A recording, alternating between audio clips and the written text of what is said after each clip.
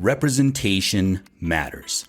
But as indigenous Chicano people, we can't just sit back and wait for mainstream media outlets to make it happen for us. And nor should we.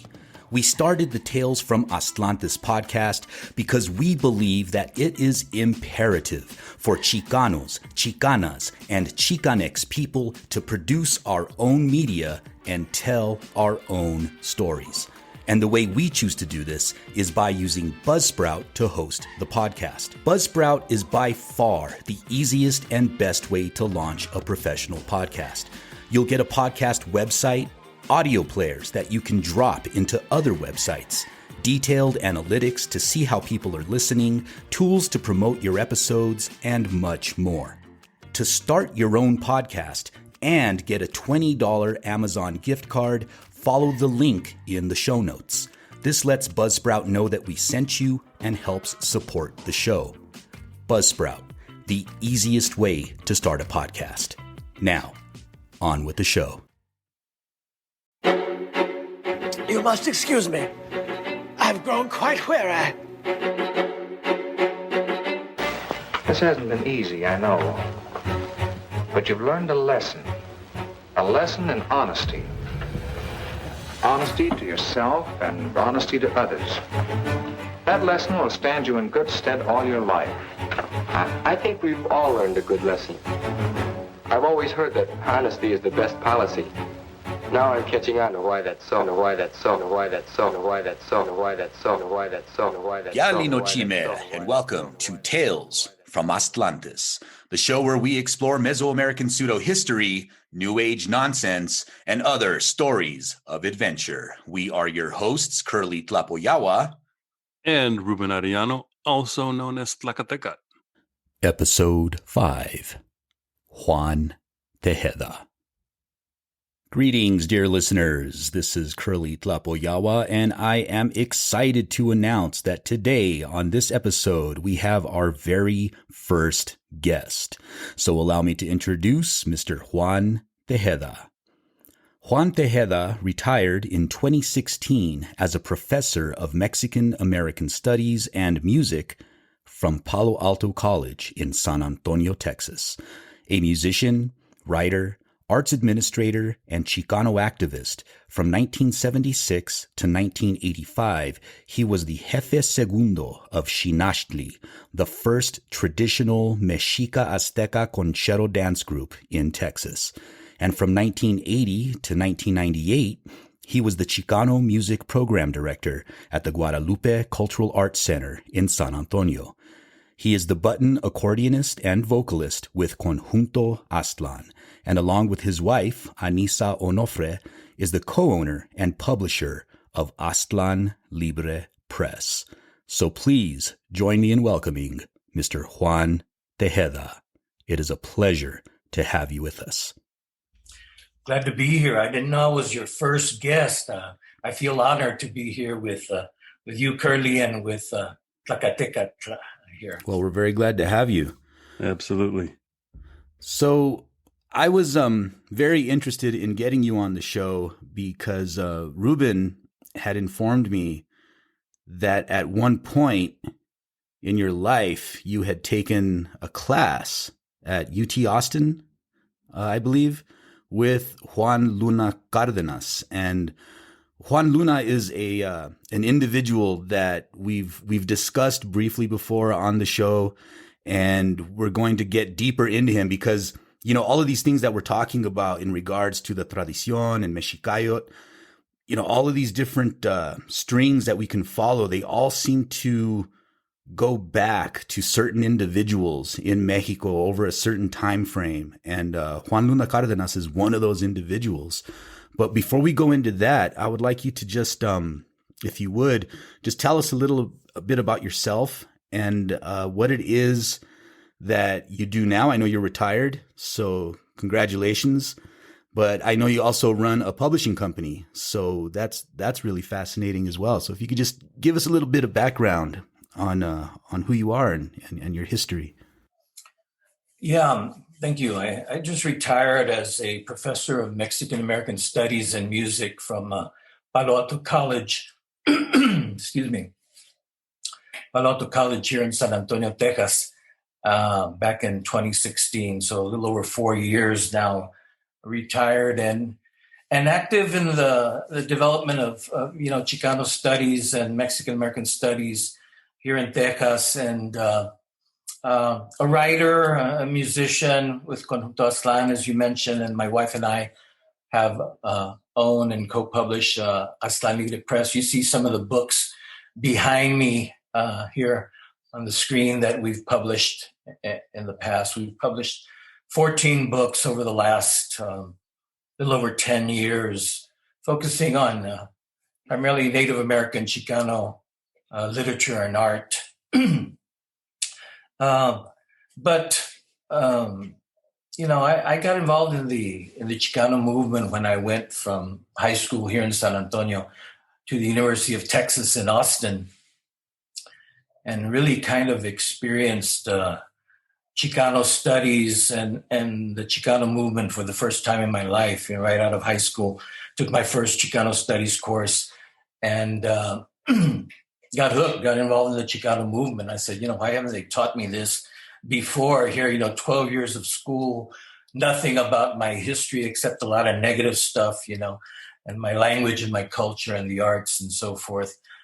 So I got turned on and did a lot of work there. Got involved with CASA, was Chicano Art Students Association, back in 1972, 73, when I first started there. That became later Chicanos Artistas Sirviendo Aztlan. And then took all of the Chicano Studies courses, eventually graduated with my Bachelor of Arts in Chicano Studies and English with a minor in education, because I wanted to be a teacher and teach Chicano Studies.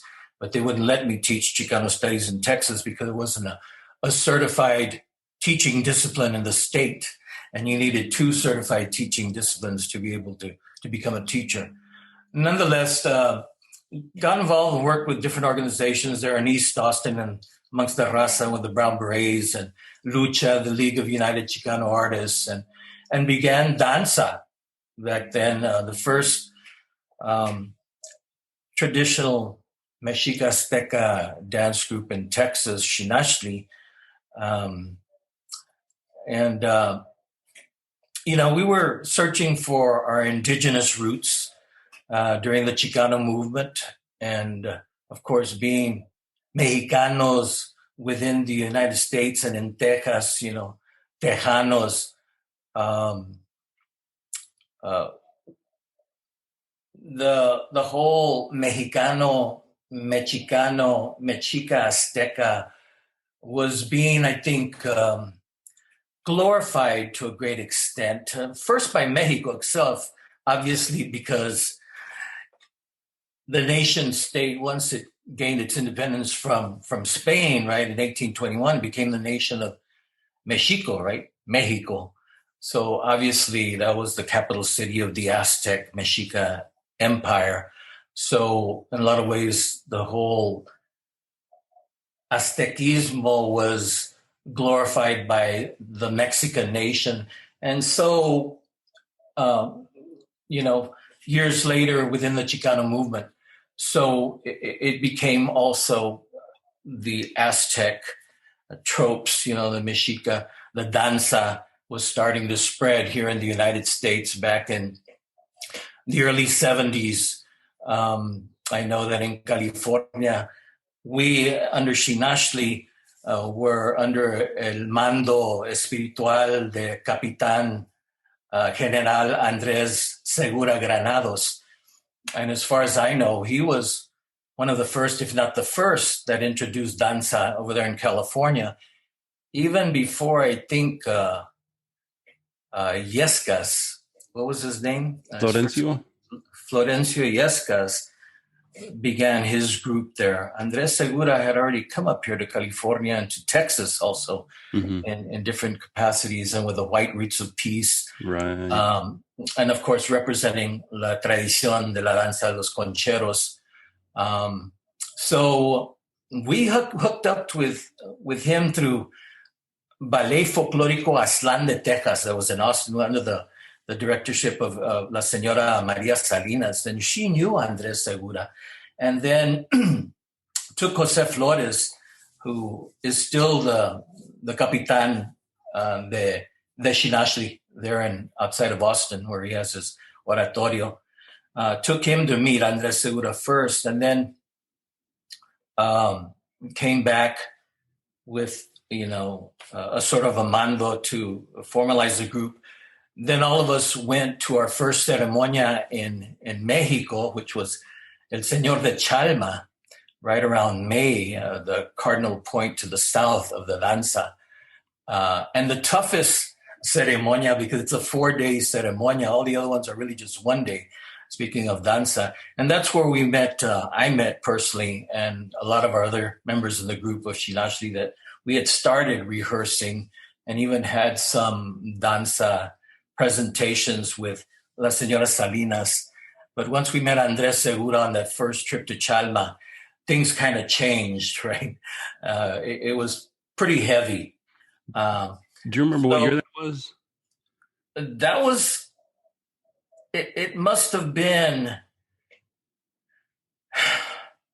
I would say around when we met Andres, because we had already done some danza before and had been involved with this group for about a year more. So it must have been around, and I'm going to have to go back and check my dates in my journals, but it must have been about 75 or 76, Okay.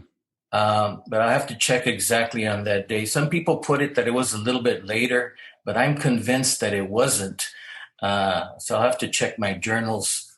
Well, there's an article, very, very well-cited article that's been, a lot of the people that have done studies and articles on danza have looked at this article by Poveda. I forget his first name, but he, in that article, Pablo Poveda. And in that article, he is interviewing Segura, and Segura affirms, to him, that he had been coming up to Texas since the late 60s, like 68, 69, and that he had started initially the first Xinachtli sometime around 69, maybe early 70. So it was pretty early in the Chicano movement that danza arrived, at least here in Texas. California is a different story because you have competing narratives. Some people claim that it was actually Florencio Yescas who was the first one to introduce. And then you have people say, well, actually, it was actually Segura who came in first. So it's a little difficult. But, it's besides the point. The point is that by the early, Chicano movement days, danza was already making its way into Aztlan. And so it's, I guess, what we want to know is your experience, through danza, and how that led you in it to, your perspective from those days of the danza conchera with Andres Segura, and how that translated to your studies that you ended up taking at UT, and that led to taking courses with Juan Luna Cardenas. Maybe we can try to draw that parallel there. Yeah, and I do want to mention, while I had heard that Andres Segura had come up here even in the late 60s with White Roots of Peace and other groups, and he had some friends here. And while there were maybe some people that danced with him, I don't think that a group was really formed of Mexica-Azteca danza, de los concheros here, that early on. That's why I said that I believe that really our group was the first one in Texas, even back in around 1975 when we sort of met Andres Segura, 75, 76, and then formed officially a group under his charge, under his capitania, and leadership under Xinachtli, the name of his group also. But I had not really heard of a group that was established here in Texas. And I'm originally from San Antonio, though it was in Austin that we established that group. Mm-hmm. So again, us, part of the Chicano movement, and really turned on and all in Chicano Studies there at the University of Texas in Austin, searching for our indigenous roots that in a lot of ways had been taken away from us, right? The danza came to us really in a lot of ways, but we were doing, art exhibits. I formed the Conjunto Aztlan, a conjunto musical del movimiento Chicano, using traditional conjunto instruments, but lyrics of the Chicano movement, social protest and so forth. And it was during that phase, we were poets. We had a murals program there in East Austin, worked with different organizations, as I mentioned. And in this search for our roots, the danza came to us, and we got heavily involved. I was in it for about 9 years as the jefe segundo of Xinachtli until I got out of the group for different reasons back in the mid-'80s. But I was looking through some records, and I know that y'all were mentioning that Juan Luna Cardenas. Well, of course, I was taking every Chicano Studies class that existed at the University of Texas at Austin. Like I said, I ended up getting my degree in Chicano Studies.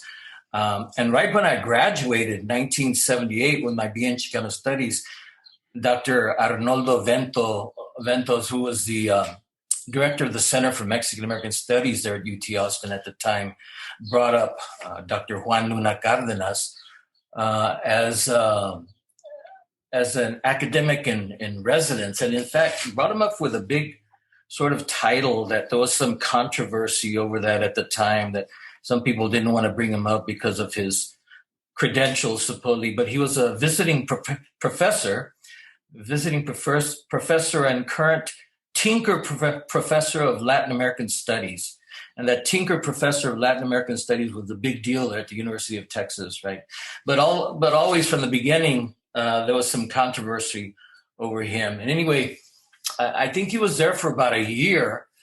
And I believe that we took his first course, in fact, 2 courses the very first semester. And I had already graduated, but I decided I'm going to take these courses because I had never studied under a Mexica-Azteca professor, right? And the 2 courses were in the spring of 1979. It was Sociedad Azteca, and the second course was Azteca Nahuatl. And they were, pretty interesting. I would say sort of beginning level courses, introductory courses to Azteca Nahuatl and La Sociedad Azteca. And as I mentioned, I'll make copies of this. I'm going to make a copy of the syllabi of both of these courses for you, so you can say, but pretty basic, We were excited. It was a relatively small class, maybe about 12, 13 students. But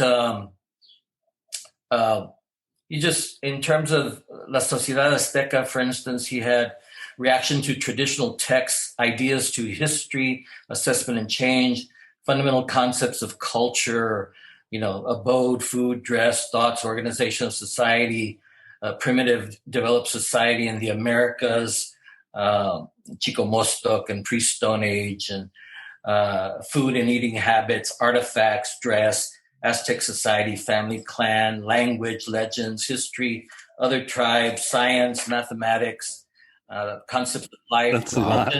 Yeah, religion. It was kind of a total overview, right? Religion.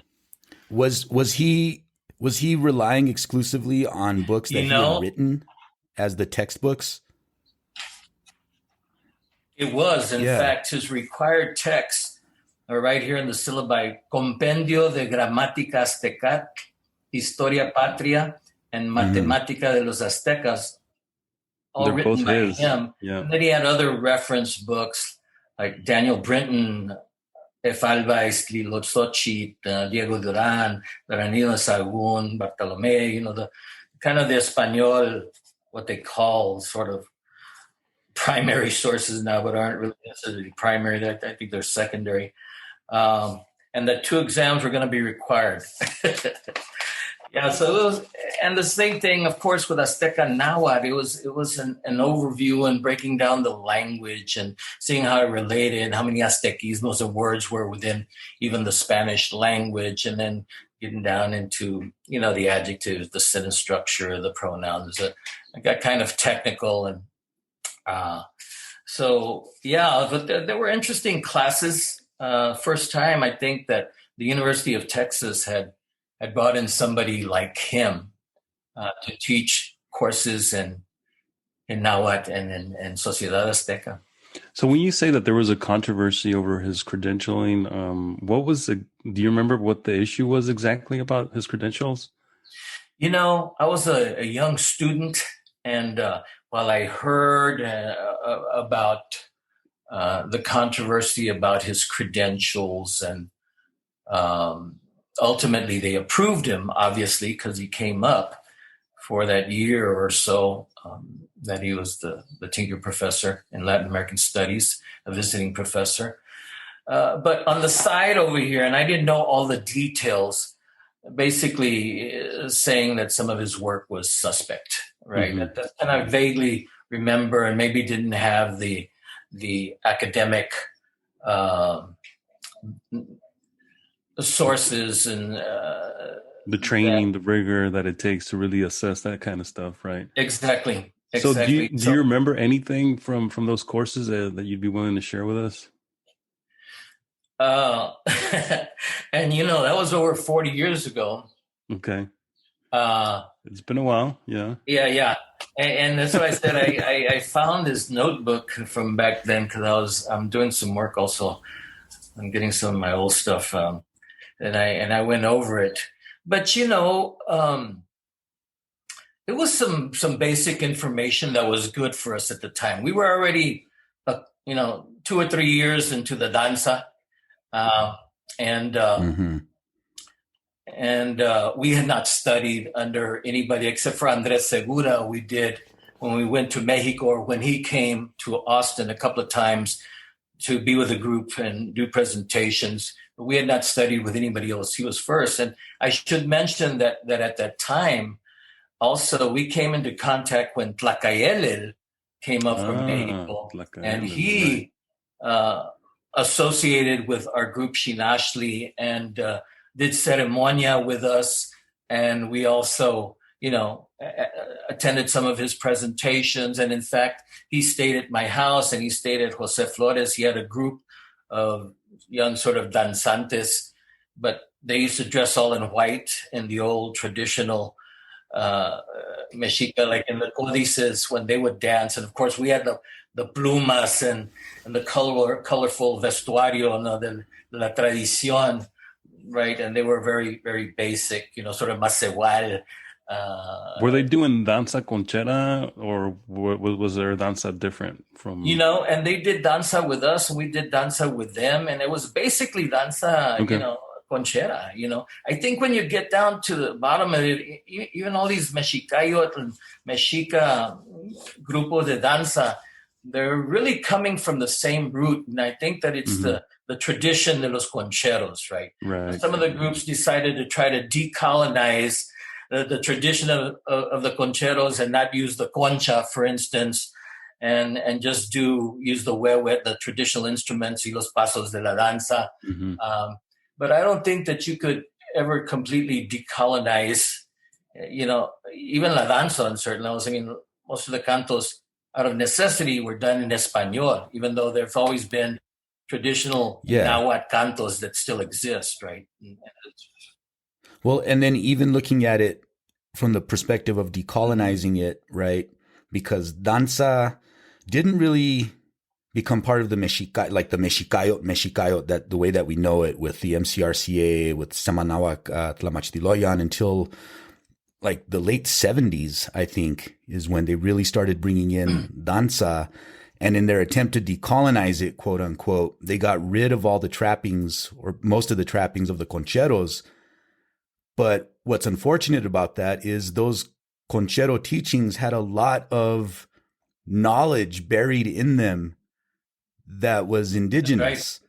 So by getting, superficially, it looked Catholic, or it had the veneer of Catholicism. And so they got rid of it. But in doing that, they also lost this connection to a lot of deeply held knowledge that was there. In my opinion, I think that's what happened. And I think it's kind of unfortunate, because when I was young, I was really drawn to the danza, right? And when I was living in Mexico City, everybody would dance so fast. Like the drumming is like listening to a machine gun, just da-ga-da, da-ga-da, da-ga-da. And when I was young, that really appealed to me because, you know, if you were going to be the best dancer, you had to dance the fastest and the most athletic and this and that. Now I get older, I'm like, man, I just want to dance slow. Well, yeah. Go ahead.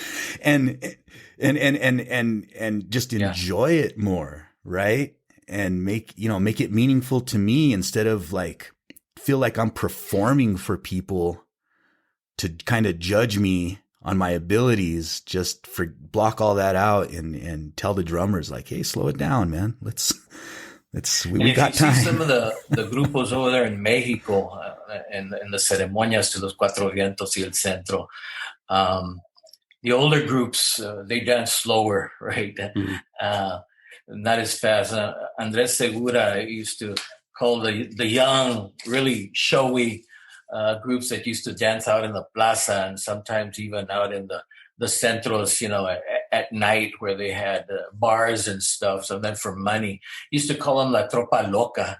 That they were all coming from the tradición, right, de los concheros, but then had aberrated and was doing things outside of la tradición. If there was anything, Andres Segura was a very traditionalist, and you have to do things the way the tradition teaches you. That's what a tradition is. You know, you can't just on your own aberrate and do things that are not part of the tradition. And this was one of the things that he had. He didn't get along with Juan Luna Cardenas or with Tlacayele, even though like Tlacayele, like I said, was doing danza de la tradición. I mean, you could tell they were, right? And we danced with them, they danced with our group. But yet, here again, another one of those that were kind of trying to decolonize la tradición de los concheros and try to just go to the basic supposed teachings that they got that were más Mexica-Azteca. Right. But there was bronca with Andres, with Tlacayele, and even with Juan Luna Cardenas about some of his teachings, and with Florencio Yesca. And he always complained that Florencio out of California, and I don't know, he was there, that he was folklorizing la tradición and doing things that weren't part of the tradition and performing in clubs, for instance, and sticking their foot in the samador and in the fire. He says, Wayne, have you ever seen the tradición and people de la tradición do things like that, you know? A strict traditionalist. Of course, we were bajo his mando, so we always sided with Andres. And we believed in his teachings, the teachings de la tradición, you know, up until people got out for different reasons. But the group has existed, you know, for over 40 years and still exists here in Texas. Do you recall, like, around what year Tlacayele showed up in Texas and in Austin? Was it in 76, 77? Right around there, man. You Okay. know, because we had started danza, and it was right about the time before I left. Well, because according to some of the research that we've done, it was actually Miguel Ángel Mendoza, who goes by Cuauhcuat and who founded the Semanahuac Tlamachtiloyan in Mexico City, who was one of the first people who really promoted this idea of decolonizing danza and initiating what we now come to know as danza mexica. And that's sometime around 76, 77. So that would have been around the same time that Tlacayele was also beginning to sort of split from, because both Tlacayele and Cuauhcuat split from the MCRCA in the mid 70s, like around that time, and they started going off in their own direction. And so Cuauhcuat went more into like the danza mexica, you know, branch of it, and Tlacayele took it a whole different direction. I mean, was Tlacayele, when he came to Texas from back in the mid 70s, do you recall him promoting this idea of the Sundance being a mexica tradition that needed to be reinstated in Mexico and so on? Is that something that you recall from back then?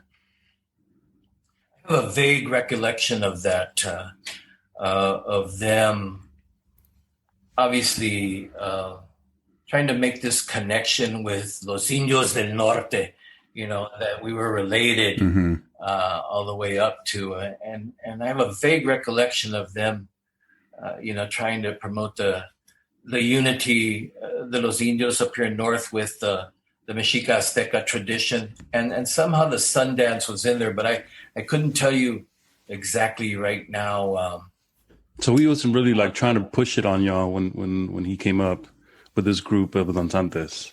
No. And, we, at that same time, we had also connected with the American Indian movement, as part of the Chicano movement, and done some ceremonies with different native groups from the North, right? And in fact, what was his name, out of Oklahoma? I can't think of it right now. His name, I'll think about it later. But also, as we moved into 1978, and I think it was Arnold Vento people that started El Canto al Pueblo. You remember that over there in Milwaukee? I think was the first one. And then they had the Canto al Pueblo in 78 in Arizona.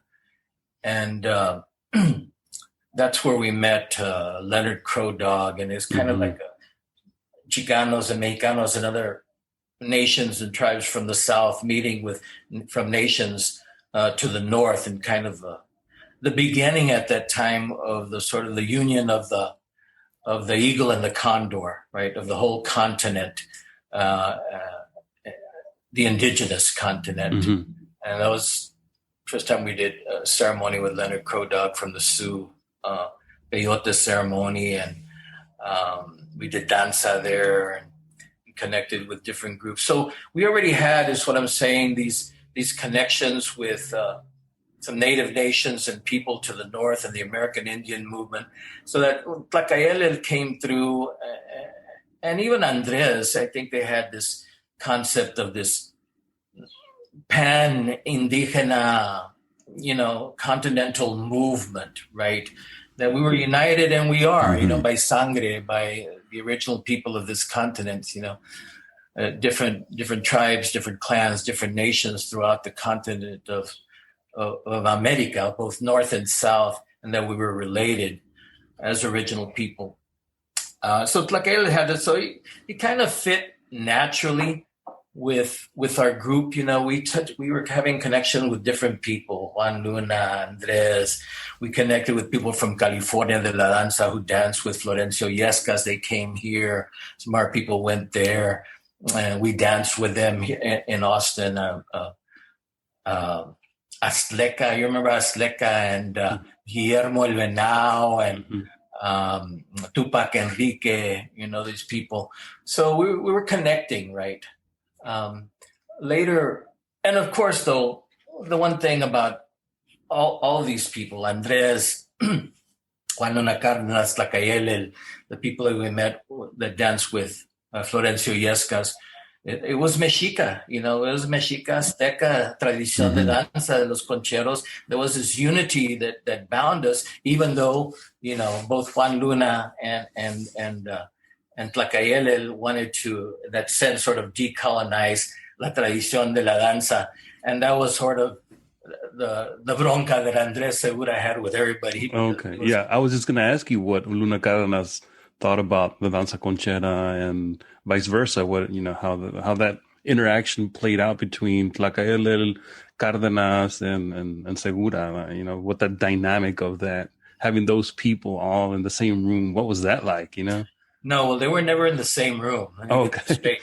We had their influences at different times, but I never had any of them together. None of those. Oh, okay. Kind of. I was picturing this. I had this idea that it would have been a nice encounter at that time. I know that's. But they all knew of each other. And they knew each other through their writings, through their presentations, through their teachings, supposedly. And they didn't get along. None of them. Really? Because I would have thought that maybe Juan Luna Cardenas would have gotten along with Tlacaelel in terms of, I know Juan Luna really wanted to sort of revitalize the religion, right? The Azteca Mexica religion. And I know Tlacaelel was along those same lines. So I would have thought they would have gotten along. I guess they would have. I know more that Andres sort of didn't get along with them. Juan Luna Cardenas, he would come to our danza ceremonias, and we hooked up. Yeah, we hooked up with him, like at certain poetry classes that we had, and he even read some poetry in Nahuatl at some of these classes, and critiqued us. He was our profe at that time too, right? But he never, as I recall, and not even Tlacaelel for that matter, sort of badmouthed Andres Segura or the Tradición. Although we understood, and it probably came up, with the concha, because Tlacaelel didn't use the concha in his danzas, right? They had the drum, they had the sonacas, and they did, sort of the similar danzas. Juan Luna Cardenas, while I think he respected the Tradición and the danza, and of course all of the artists, he never, he wasn't a danzante himself, he never, as far as I remember, criticized La Danza de los Concheros or our group that much, All of them, I should say, were really interested in promoting the grandeza de, los Mexica-Aztecas, right? And their civilization, and that this move to kind of go back to the past and institute their values, their society, their culture, their way of thinking, even the religion that they had, the little that they taught us. So I think it was an important move for us, and it was important that we understood that we had the influence of all these people and that we met both, even Florencio and his people and Tlacaelel and Juan Luna. And I think we could agree that it was important that we go back and search for our indigenous roots and to study it and to be part of these tradiciones and this whole sort of movement towards decolonization, which we were in agreement with, but little by little we started understanding the nuances of how colonization had affected us and the different things that had resulted, including the name concheros and the concha, the instrument itself, which was probably, and the Spanish language and Catholicism and all of that. And we were ourselves trying to decolonize and go back little by little. And I think one of the reasons why I stopped dancing at the time, there was different things, family things and stuff, but I wasn't convinced that, there we found out, amongst the Mexicans, amongst Chicanos, we come from a whole lot of different indigenous traditions and culturas, not just the Aztec, right? And for me personally, that became one of the things that I wanted to kind of look. I sense I don't think I'm an Aztec, and I'm going to go back and try to find my true roots, my true indigenous roots, even though realizing that there was this whole, mestizaje that I was part of, and this, syncretic culture and this fusion and hybrid culture that we as Chicanos represented. But those were very formative years with La Danza and connecting us to our roots and the ceremonias and this sort of indigenous spirituality and even religion was very important. I think that kind of completed something that the Chicano movement needed at that time, right? That connection not only to the land, to our indigenous root, but the spirituality and that ceremony and religious element that we had been, disconnected from. Well, to follow up on absolutely. That, I think you might have sort of answered it in a way, but maybe more directly. Can you sort of touch upon how Luna Cardenas or Tlacaelel or Segura, how they felt about Chicanos reclaiming their indigeneity? Well, I can tell you that Andres Segura, he gave Chicanos and the Chicano movement high praise. And in fact, he said things like that the Chicanos were más mexicanos que los mexicanos because we were trying to reclaim our Mexican culture, right? Yeah. And feel positive about it as part of the Chicano movement and our arts, right? And going back to Nahuatl, he goes, when not even a lot of the Mexicans are doing that, they've been so disconnected through colonization, right? But he even, I think, said at one time that he felt that the Chicano movement and Chicanos were going to be like the salvation of Mexico.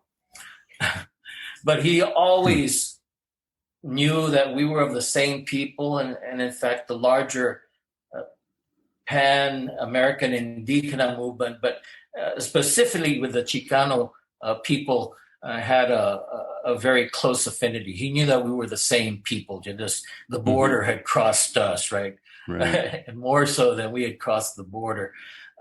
So, he started about 4 or 5 groups here in the United States, Andres Segura, including the very first one with the Teatro Campesino when he came way back. And then a couple of other groups there in California, and then one in New Mexico, and then here in Texas. So his influence was very important, I think, to the Chicano movement, Chicano people in general.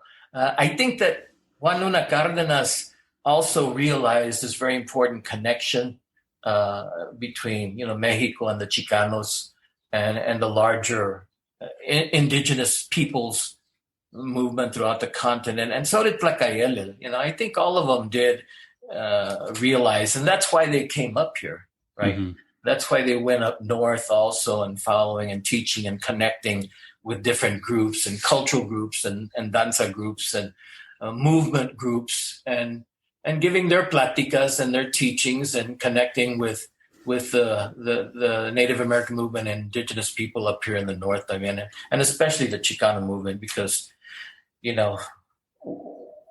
we're connected really, in so many different ways, more so than the Sioux up there, even though we're connected to the Mexica and Nahuatl.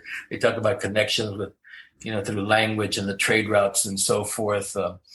But we are Mexicanos, right? So there was that special bond. Yeah, and getting back to what you were saying about, we come from a multitude of indigenous groups, right? Not just the Azteca, but when during that time, the formative period of Chicano identity, our ability to reconnect was limited by access, right? And the fact that it was Azteca, Mexica, Conchero, this was what was available, and it resonated with us. So that's what we got involved with. And I think danza is really powerful and useful in that way, because it allows people to reconnect in a way that's meaningful to them. And then they start learning more about their culture and their history, and which part of Mexico did their family come from, and which communities are they related to. Personally, and I doubt anybody agrees with me, I think we should stop calling it Danza Azteca. I think we should just call it Xinachtli or something else, because, by tying it to Azteca, we're kind of limiting the perspective of the people involved with it. And I think Xinachtli is just as, tying it to the Masewali, the identity of just being indigenous people to Mexico. But I wanted to ask you, said, what year was it that you got your bachelor's in Chicano Studies? 78. Wow. I didn't even know that they had degrees available in Chicano Studies in 1978. They did. That's and in wild. fact, it was Dr. Americo Paredes who started the Center for Mexican American Studies at UT Austin in 1971 or 72. And shortly thereafter, it's interesting because he started the Center for Mexican American Studies, but the degree program that they started, the BA, was in Chicano Studies. I know because it was during those years. I got there in 72, right, when he had started the Center for Mexican Studies. And I knew, hey, there's a Chicano Studies degree, a BA here, at the Center for Mexican American Studies. And I took all of the courses in Chicano Studies, and even though I wasn't majoring in Chicano Studies, it was education. Like I said, they didn't do, you needed 2 certified teaching disciplines. And mine was Chicano Studies, so they didn't let me get an education degree. It was at that time that when I talked to Dr. Vento, who's in charge of the Center for Mexican Studies, I explained to him and said, they won't give me a degree in education because my second teaching discipline is Chicano Studies. And he basically said, hey, you know what? Screw them, man. You don't need a degree in education. He goes, I can give you the degree with all the courses that you've taken right now in Chicano Studies. So I said, just give me the degree in Chicano Studies. But really, nice. I wanted to teach it. I wanted, yeah. So, it was. So 1978, and there's still universities that are fighting to get a Chicano Studies program, and to it's get interesting degrees though, but handed later out in on, Chicano Studies. They changed that degree after I left to a Mexican-American Studies degree. Mm-hmm. This whole thing with the name, right? Chicano Studies and Mexican-American Studies, which for me are the same thing, right? But obviously the term Chicano is a little more radical and involved with the Chicano movement. And that's my preference, though, I established then later on, 35 years later or something, a Center for Mexican-American Studies at Palo Alto College, where I retired from back in 2014, right, before I retired. And the degree in Texas that we fought for and got the first course approved in Texas, you're talking about years later, the first course for high school students in Mexican-American Studies was approved by the Texas State Board of Education 3 years ago in 2018. Mm-hmm. We fought for that for 5 years just to get one course approved. Wow. And they finally did. And then last year, the year before, they also now approved an African-American Studies course.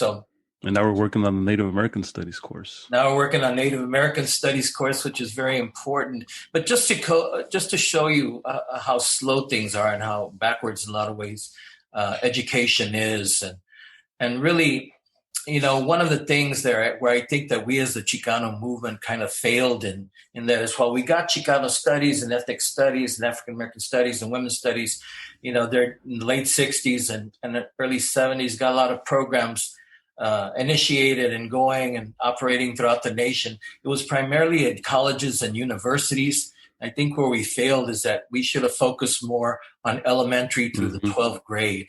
And so important at the elementary level. And I think that we still need to focus a lot more on that, because by the time, our children and our students have gotten to junior high and high school, we've already lost a lot of them. And I think that these courses help them, have this positive image of who they are in history and who they are as an ethnic group, and get outside of all of this racism, institutionalized racism that exists in education and the media and everything. Ethnic studies would go a long way, and we need to institute that as soon as we can at the elementary level throughout our educational system. Absolutely, yeah. Absolutely. And it don't exist right now. It's still very rare at the elementary level and even the junior high level. So I wanted to go back and sort of touch upon the notion of how we had these different teachers that came up from Mexico during the Chicano movement. Do you think that if the Chicano movement wasn't going on, that first of all, that they would have come up the way they did at the time that they did, and second, that they would have had the same kind of impact that they had, for example, say with Danza, Tlacaele with the Sundance, and Luna Cardenas in this limited capacity at UT with, expounding some of his ideas and philosophies about what it meant to be a Mexica-Azteca? I don't know. And I imagine that there were other people that came up, prior to the Chicano movement, coming into full force in the mid to late 60s and into the 70s when I was involved. But I definitely think that the Chicano movement and the whole civil rights movement opened it up for people, not just from Mexico, but throughout the continent, to kind of have to come to terms with, our indigenous connection, to the land, to the spirituality, to the culture of our people, our relatedness to indigenous movements throughout the continent. I know as part of the Chicano movement, like I said, we hooked up with the American Indian movement people. We hooked up with the Black Power movement, on different, protests we hooked up with, and we're in solidarity with the movimiento indigenista in Mexico and in Sudamerica, even, and the movimientos revolucionarios down there, and El Canto Nuevo, right? That we did a lot of the music of, and hooked up with people from down, Salvador, they're here, Guatemala, Peru, and so forth. So we hooked up with this continental American indigenous movement and the struggles that were going on in these different countries. It was an international and continental solidarity, right? So I think that the civil rights movement and the whole that was going on really throughout the whole world, but here in the United States, and the Chicano movement as part of it, really opened it up and allowed people, not just Chicanos, but Chicanos, to see that, hey, we're fighting for something important. We're fighting for our people, the rights of our people, the human rights issues, the problems that we have in our community, and that these problems exist, in Mexico, they exist in South America, that we're connecting as we're looking for our roots, our indigenous roots. We're connecting to the indigenous movement throughout the whole continent. So it was ripe, is what I'm saying. And I think it really fed this sort of movement and cross-cultural, international, American indigenous movement. And that it manifested itself in a lot of ways. Like I mentioned, El Canto al Pueblo, and ceremonies that we did with different people from both sides of the border, and the American Indian movement, and so forth. Those were exciting times, It was the rise also of the whole Chicano cultural renaissance, that the danza was very much a part of, In fact, it was key to us going back to our indigenous roots, right? And indigenous spirituality. And that connection then to the land, right? And then that connection to other American Indians. And speaking about that, so you're talking about getting involved or working with groups like AIM and connecting with more northern indigenous people.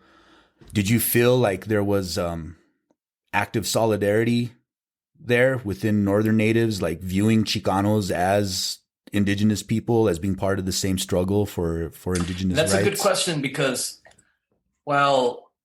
with some of the groups and some of the tribes and some of the native nations up north, I did feel that solidarity with us. On the other hand, I definitely felt the disconnect with other people, and that certain native groups didn't see, I think, Chicanos and Mexicans as Native American. And at best, probably half-breeds, mestizos, right? Mongrels. Spanish, more so than our indigenous languages, right?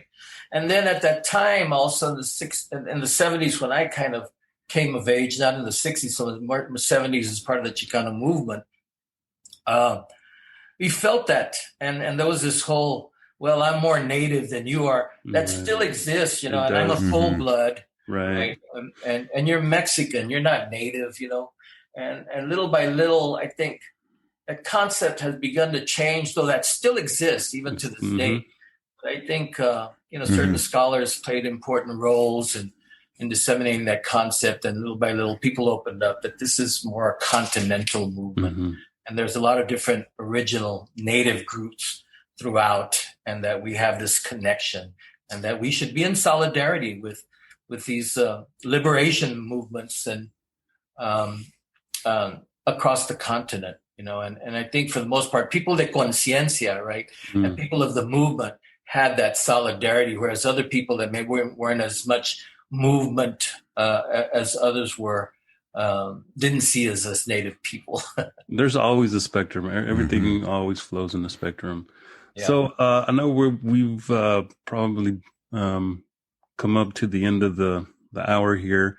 Did you have any last minute comments about anything that we've touched upon, or maybe something that we didn't ask that you wanted to say, whether it's about Luna Cardenas, the courses you took, about Danza Segura, Tlacaelel, or anything else that you think is pertinent to our discussion here today?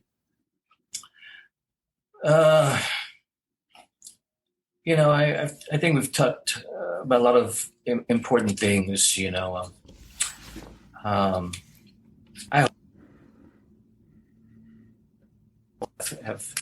have done some, and I know you have, Ruben Tlacaltecatl, and you, Kurly, también have worked on doing work and writings and some scholarly work also on the influence of the Mexica-Azteca and the Danza de los Concheros and other danza amongst the Chicanos and the Chicano movement. But I don't think enough has been written about it, of the integration of the danza into the Chicano movement and the important role that it played, as I mentioned, really connect us in a lot of ways to our indigenous spiritual roots, religious roots, that kind of fulfilled this part of this conciencia of the Chicano movement and those spiritual roots, and moving back to our land that were so very important.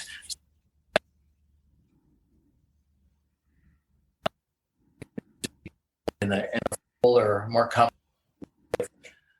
how did the danza Mexica-Azteca, and I know you mentioned, Kurly, that maybe we shouldn't call it Mexica-Azteca, but I think that it is more Mexica-Azteca because other tribes and nations, indigenous nations that weren't Azteca, had their own danzas and música and lenguaje and cultura, depending on from which area you go to the Maya to the south or up here al norte. So it's important that we recognize the diversity of the different indigenous groups. And I think that that's where we have to go back and really research and do genealogy and so forth, our own indigenous roots, to see that, because we're mixed even a lot of times in our own indigenous blood, not to count then the Espanol and other, even black blood sometimes through lado del Espanol that we have.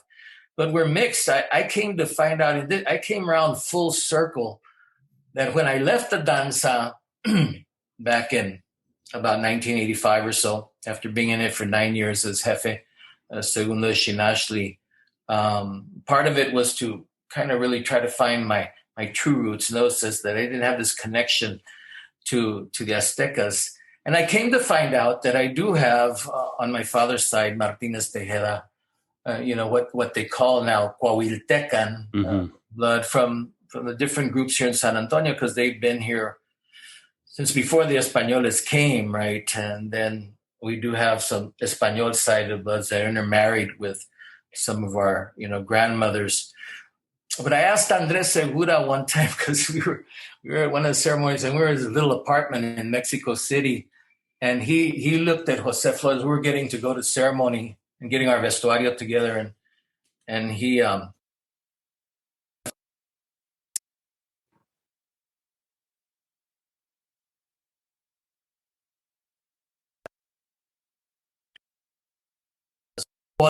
so he looks sort of very Mexica. And then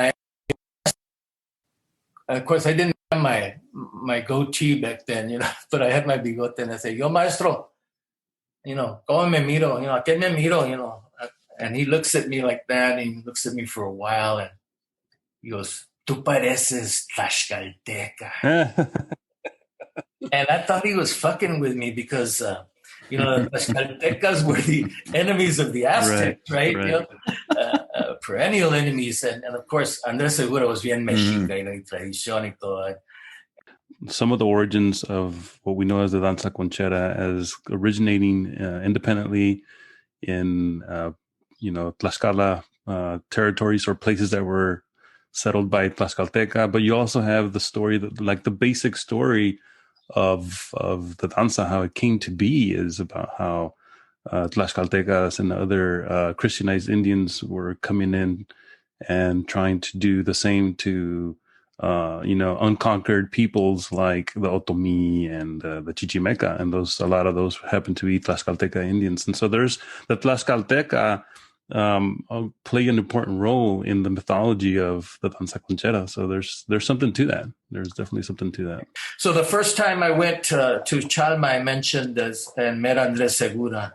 that first night that we were in Chalma and set up our camp, we Andres took like 6 of us to the templo in Malinalco, because Malinalco is just right there by Chalma, right? And that was quite an experience to be there with Andres Segura. In a lot of ways, this later came back. I came to realize that it was an initiation of sorts that Andres did with certain one of people of his group. It's important. I mean, these teachings, they stay with you, even though you don't. I'm not a complete Mexica-Azteca, and I know how Mexicanos and have glorified the Aztecas, and I understand the reasons behind it. It's still an important culture, important teachings, important civilization, but there's a lot of civilizations, and that, Mexicanos are comprised of a lot of different indigenous groups, and we're a mixture, even mixture with our enemies, like I am, and the Azteca and the Tlaxcalteca and the Españoles y todos, but at the same time, we've created something new, and I think that we need to realize that, study it. And I think that the work y'all are doing is very important, because we're demythifying, and just getting to the truth, right? Of our history, of our culture, of our spirituality, right? Our belief, our language. So the work that y'all are doing is very important. And I agree with you clearly that we don't have to